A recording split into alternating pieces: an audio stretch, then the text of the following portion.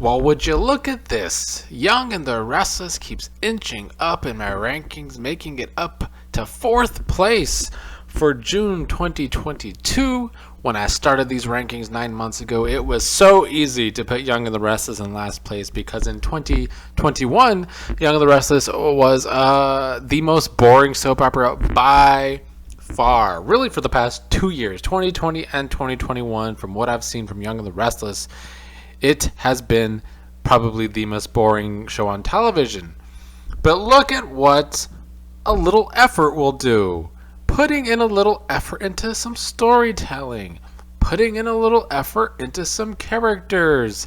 And then the show becomes not only just finally watchable and not as boring, although it still has its boring days, honestly. But I think it is much improved. I'm enjoying all the effort we're getting. I'm enjoying the decision makings the show has been doing. And it really all just comes down to effort. Diane continues to be the best part of the show, probably, in all of the dynamics with Diane. And I highly enjoy Diane making Phyllis so insecure with Jack, and Phyllis admitting that she moved her relationship with Jack faster because Diane came back.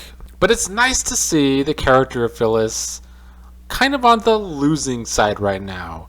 I mentioned a couple months ago in my rankings how Phyllis is one of the most annoying characters in all of soaps, and I still believe that. But one of the main reasons is because I've felt like they've written Phyllis as not being on the losing side often, and how she's just basically always getting one up on people. So it's nice to see the change in Phyllis kind of becoming on the losing side, seeing Phyllis unraveling and being a mess. I've highly enjoyed it. And they've really built up these great dynamics because, Summer and Kyle are in a relationship, and Diane is Kyle's mother and Phyllis is Summer's mother. So the dynamics between those two being these rivals who kind of hate each other while their kids are in a relationship, I think add very interesting and sometimes entertaining dynamic so far, and I've enjoyed the new Summer. I think she's doing an excellent job in the role so far. Another character that's bringing energy to the show along with Diane and Ashland. And another character that does is Amani. Now I would hope that they continue to actually give Amani this role of kind of trying to get with Nate. As I've mentioned a lot, they haven't done so well with the minority characters on this show as of late. So I hope they continue to push Imani as a great character, since they decide to give nothing for Amanda, even though Michelle Morgan just won the Emmy for Best Actress in a Drama Series. That being the first African American actress to win a daytime Emmy for Best Actress speaks on how behind the times American soap operas truly are, that we're finally getting this. But they don't even write for Amanda on The Young and the Restless. They don't really give Amanda a point, at least for the past year, other than being Phyllis's friend for the most part. So maybe her winning a daytime Emmy for Best Actress will change that. I don't know if I have faith in that. But the show is putting an effort right now, so maybe they'll actually continue to surprise me. But I do think Amanda needs more to do than her storylines always seem to happen off screen, and that's bad writing. But yes, Amani is another character I like, bringing energy to this show. The Ashland side of things, I don't know where I completely stand with it.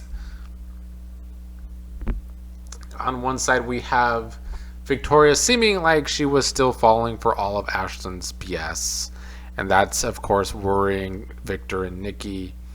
And Victoria decides she's going to leave town with Ashland, which one of the good dynamics for this, it plays into Adam's storyline, who's of course been wanting to be head of Newman, and now he's getting this chance, even though he knows it's Victor and Nikki's way of kind of trying to blackmail Victoria into staying or coming back, since Victoria does not want Adam in charge of the company.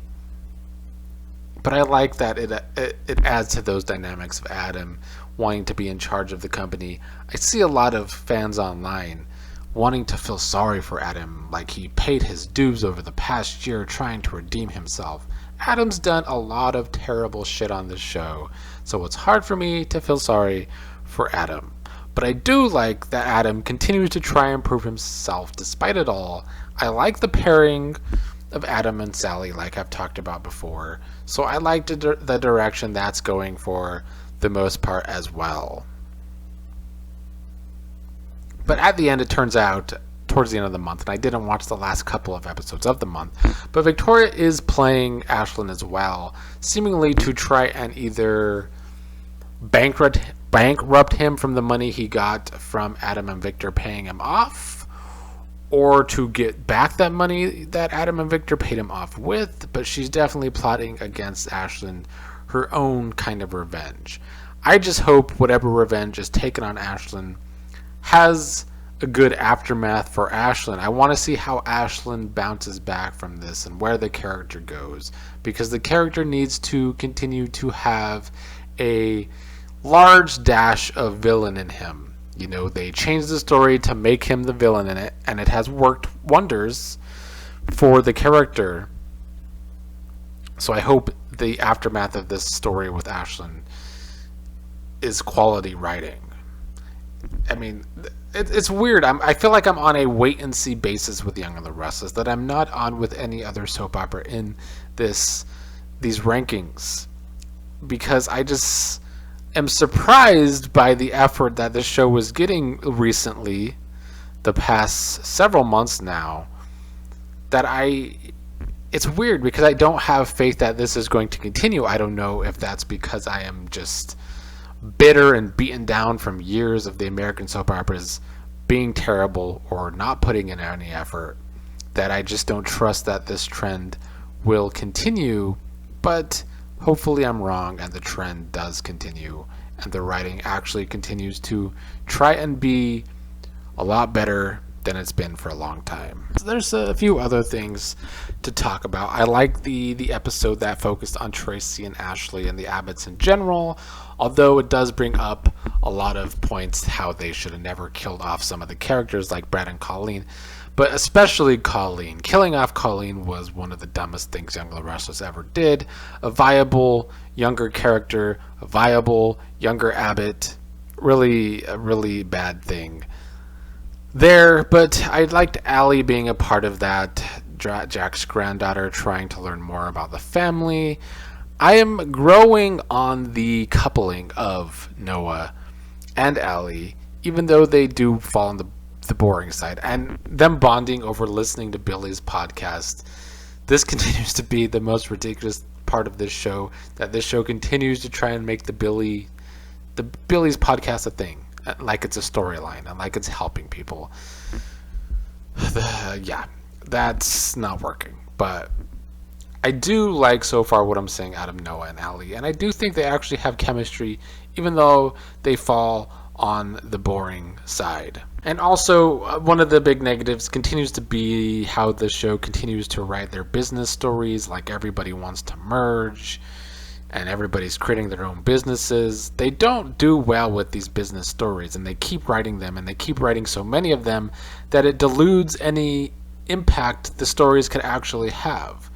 So they continue to tell way too many bad business stories that nobody cares to see, because they ain't putting the effort into their business stories to make them dynamic.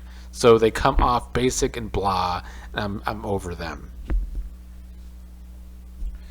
But I will continue to be on this wait-and-see basis with The Young and the Restless. I think it has improved a lot so far over the past 6 months. It's just gotten better and better and more dynamic. I like the dynamics they're making, but just this past fall, I was feeling similar this way with Bold and the Beautiful. I felt like they were finally giving their characters reasons for what they were doing and taking their characters in directions to give them interesting dynamics.